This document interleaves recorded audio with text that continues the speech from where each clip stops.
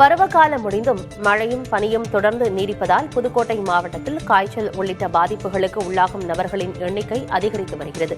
இதனால் புதுக்கோட்டை அரசு மருத்துவக் கல்லூரி உள்ளிட்ட மருத்துவமனைகளில் காய்ச்சலுக்கு சிகிச்சை பெறுபவர்களின் எண்ணிக்கையும் அதிகரித்துள்ளது. மழைக்காலத்தைப் போலவே காய்ச்சலுக்கு என்று தற்போதும் தனி வார்டு ஏற்படுத்தப்பட்டு பொதுமக்களுக்கு தீவிர பரிசோதனை மற்றும் சிகிச்சை அளிக்கப்பட்டு வருகிறது.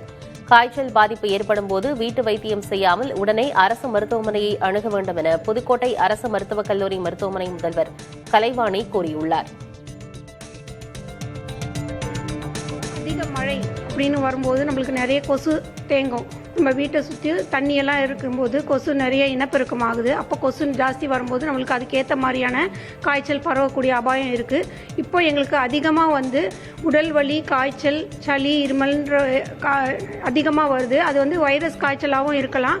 அதையும் தாண்டி வேறு டெங்கு, லெப்டோஸ்பைரோசிஸ், ஸ்க்ரப் டைஃபஸ்னு நிறைய வகை இருக்குது. இப்போ காய்ச்சல்னு வரும்போது ஒரு அறிகுறி வந்தோடனே மக்கள் அருகில் உள்ள அரசு மருத்துவமனைக்கு உடனடியாக பார்க்கணும் மருத்துவரை. வீட்டு வைத்தியம் பண்ணுறதோ இல்லை அக்கம் பக்கத்தில் சொல்கிறாங்கன்னு சொல்லிட்டு ஏதாவது ஒரு கை வைத்தியம் பண்ணுறதை கண்டிப்பாக தவிர்க்கணும்.